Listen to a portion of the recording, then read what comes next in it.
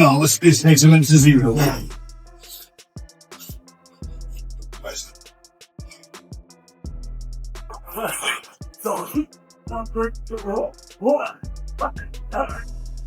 Real boxer, real world champion boxer. That the only other time he was in for the fans to get mad with that was against Fury's Tommy Fury, but it wasn't that level, obviously, and all the size things you just rightfully pointed out. But he would have been in there with, it seemed crazy. Gervonta Tank Davis has stunned fans with his shocking new physique. Ahead of his rumored fight with Jake Paul, known for his explosive power and compact build, Davis has taken his training to another level, bulking up with serious muscle that's got the entire boxing world talking. Recent gym footage shows a thicker, more intimidating version of Tank, leaving many to believe he's preparing to meet Jake Paul's size and strength head-on.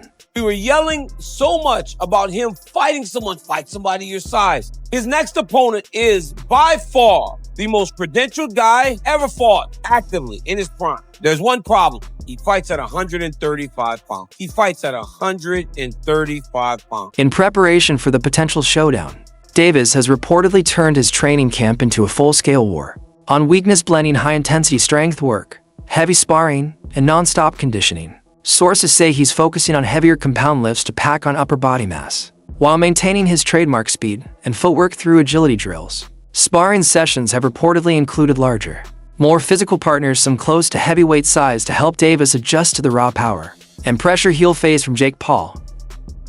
Yeah, this Santa Cruz out here to get you. Big down, let it burn, baby, let it burn.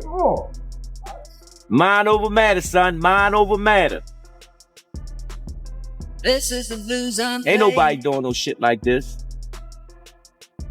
Come in the desert. Nigga trying to stay away from the desert. He come in the desert.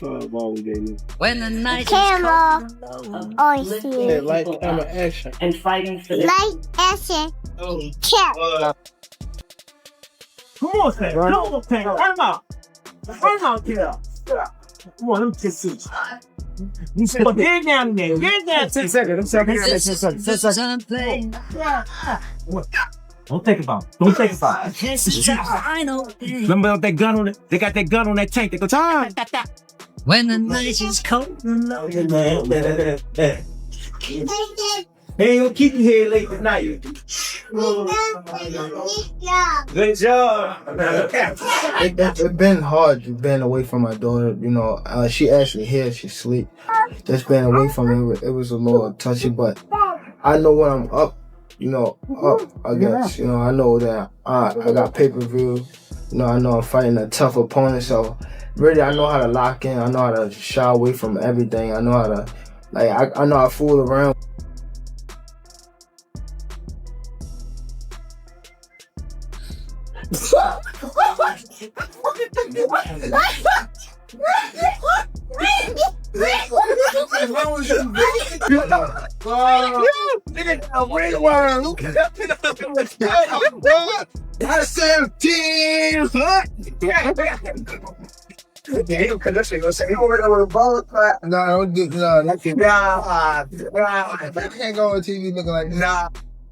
Still, Paul is naturally a much bigger man. The proposed fight would take place under a 195-pound weight limit, with both fighters wearing 12-ounce gloves. For Davis, who usually fights around 135 pounds, that's a massive gap to overcome.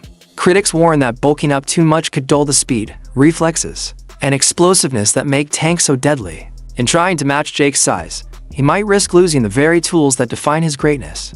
Jake Paul, Tank Davis fight got moved to Miami. I think Jake wins. Jake's just so big, dude. I think Jake wins. This is different because it's similar. It's similar to Logan versus Mayweather, but Jake has Jake better Paul boxing.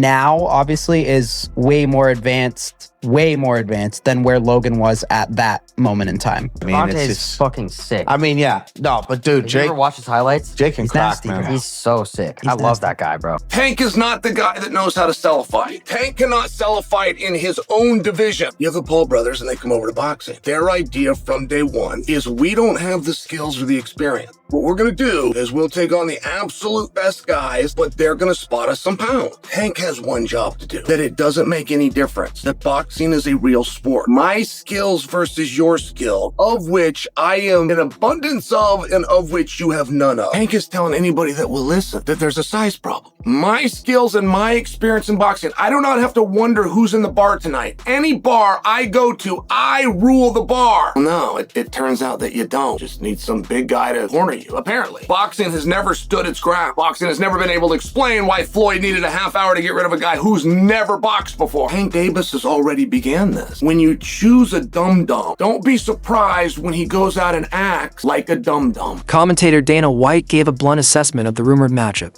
He claimed that while hype might be low, the fight could still benefit Davis both financially and publicly. After a stretch of offering controversy and slowing momentum, this bout could help Tank reclaim the spotlight and cash in big. However, White also cautioned that Jake's size, reach, and brute strength could pose a real problem. He believes Paul could smother Davis inside, leaning on him, clinching, and wearing him down with his natural size advantage. In White's words, this wouldn't be a boxing match. It would be a test of Tank's endurance against Jake's physical dominance. Is picking Jake Paul to beat Gervonta Davis.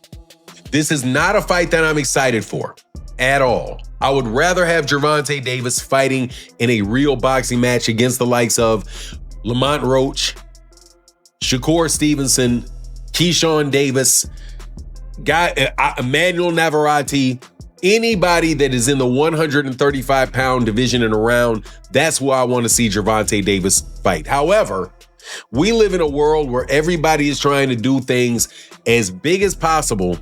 And the biggest fights possible right now, unfortunately for the sport of boxing, is an exhibition fight between Jake Paul and Gervonta Davis. So I do like it for this reason, though. I like it because it is allowing Gervonta Davis to have a fight that is going to be big and that the mainstream media is going to have to cover, the mainstream media outside the world of boxing. Gervonta Davis has been, without a doubt, blocked, having venues blocked, having fighters, having other promoters paying fighters away to go different directions from Gervonta Davis. So Gervonta Davis was in a bit of a hole. And he gets an opportunity to fight Jake Paul for $200 million or whatever. I don't mind it at all. As long as Gervonta Davis comes back to the world of boxing after he gets done with this, hey man, you got your money, no worries. But you gotta love Dana White having the audacity to pick Jake Paul in this fight and says something to the effect that, hey, he was talking to Logan Paul and said, hey, when you were fighting Floyd, you know, there was this, you're a gigantic guy, big size difference. There was a time when Floyd Mayweather Jr. hit, had an overhand right that landed flush on Logan Paul. Former UFC fighter and bare-knuckle brawler Mike Perry didn't hold back either. He blasted the fight as a cash grab, questioning whether Davis still has the hunger that made him a champion. Perry claimed that Tank choosing to fight a YouTuber instead of a top boxer shows he's chasing fame and money, not legacy. He even suggested that Jake Paul's discipline and drive might now surpass Davis's. Perry's comments reignited debate among fans. Is Tank still driven by greatness, or just the payday? During their face-off, Gervonta Davis appeared unusually tense, a rare sight for the usually fearless knockout artist. Observers noticed his stiff posture. Jake is big. Tank has a lot of skill, but I don't think he's the same Tank that we saw the most incredible knockouts. We saw him, Lamont Roach performed great. They went to draw, and, I just don't know. And Tank walked away. I don't know if he loves it enough to beat a guy who outweighs him by 80 to 100 pounds. Tank looked very uncomfortable facing off. He just did. I've seen other face-off this Tank done. He gets their face and they're intense and he looks good. He looked very meager up there. You've had 8 fights and you're gonna go tangle with Tank Davis. And the story instantly comes out. Jake is so much bigger. There is such a compliment to Jake within that insult. It is meant to be an insult. It is meant to take away from a potentially glorious moment for Jake. But where the compliment comes is it means the public believes he's gonna win. That's what it means. Lack of eye contact and uneasy composure, suggesting that Jake Paul's size may have gotten inside his head.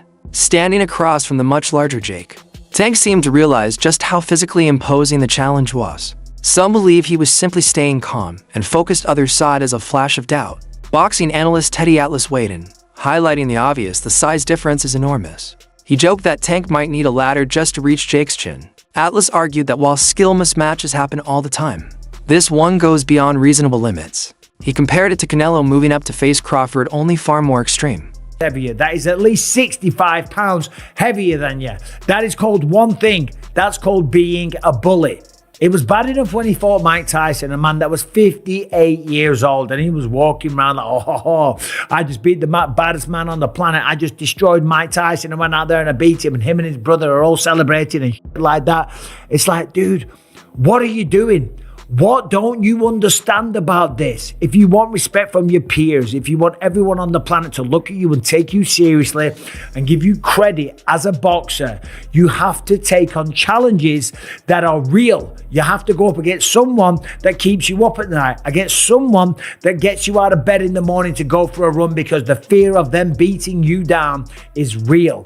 Not going up against someone that is so small. If you were to go up to this guy in a bar and try and start a fight with them, people would look at you and say one word: whoa, whoa, whoa, stop being such a bully. Leave him alone. You are way bigger than this guy. And that's clearly what we have here. It is ridiculous. When you look at the tail of the tape, Gervonta Tank Davis, granted, a very, very skilled boxer, a world champion. He's had some great wins. He's had a tremendous career. He's got 28 knockouts on his record. I'm just looking at the tail of the tape here.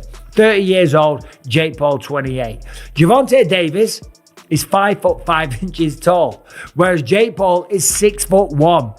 I would never dream on picking on a guy that is 5'5" tall. Granted, there's some tough guys out there that are 5'5", okay? They're smaller guys, you know, but for 5'5", they'll pack a good punch. Typically, they're mixed martial artists or boxers, yeah. In Atlas's view, Tank's lack of reach and natural size make this fight look more like a spectacle than a sporting contest. Shocker Stevenson also slammed the rumored matchup, calling it terrible for boxing. He said it's not a competitive fight, but a money grab, a mismatch disguised as entertainment. If Tank really wants a big money fight, Shocker said, he could make more fighting me, then it would actually mean something. When asked if he thinks Davis could beat Jake Paul, Shocker paused, then replied honestly, no. The size gap is too big, and that's not real boxing for Stevenson. This fight symbolizes everything wrong with the sport's modern era business over competition.